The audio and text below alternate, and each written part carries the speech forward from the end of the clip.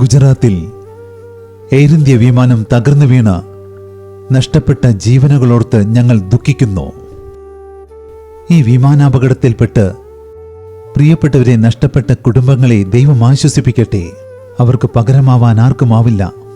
എന്നാൽ ഇപ്പോൾ ദൈവത്തിന്റെ സ്വർഗീയ ആശ്വാസം അവരെ ശാക്തീകരിക്കുന്നതിന്, ബലപ്പെടുത്തുന്നതിന് ഞങ്ങൾ പ്രാർത്ഥിക്കുന്നു. നമ്മുടെ രാജ്യത്തിന്റെ ആശ്വാസത്തിനു വേണ്ടി ഒരുമിച്ച് പ്രാർത്ഥിക്കുമ്പോൾ നമ്മൾ ഒന്നാണ്. യുപിയിൽ നിരവധി പേർക്ക് ജീവൻ നഷ്ടപ്പെട്ടു. അതുപോലെ കാശ്മീരിലും നിരവധി ജീവനുകൾ പൊലിഞ്ഞു. ബംഗളൂരിൽ നിരവധി പേർക്ക് ജീവൻ നഷ്ടപ്പെട്ടു. ഇന്ന് ഗുജറാത്തിൽ നിരവധി പേർക്ക് ജീവൻ നഷ്ടപ്പെട്ടു. ഒന്നൊന്നായി നമ്മുടെ രാജ്യത്തെ ബാധിച്ചുകൊണ്ടിരിക്കുന്ന ഈ കഠിനവ്യതയും വേദനയും നിൽക്കുന്നതിനു വേണ്ടി പ്രാർത്ഥിക്കുന്നു. ദൈവം നമ്മുടെ കൃപ കാണിക്കും. നമ്മെ എല്ലാവരെയും ഒന്നായി കൂട്ടിച്ചേർക്കും.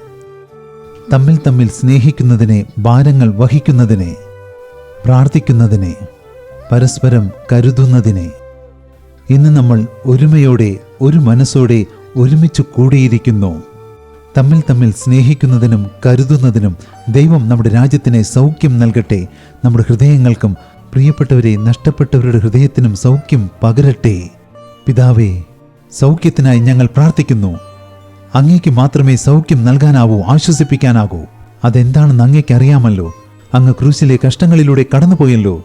അങ്ങയുടെ മക്കളെ ഓർക്കണമേ, അവരെ ആശ്വസിപ്പിക്കണമേ, അവരെ ശക്തീകരിക്കണമേ, അവരെ സംരക്ഷിക്കണമേ. സ്നേഹത്തോടെ തമ്മിൽ തമ്മിൽ ഭാരങ്ങളെ വഹിക്കുന്നതിനെ അങ്ങ് ഞങ്ങളെ സഹായിക്കണമേ.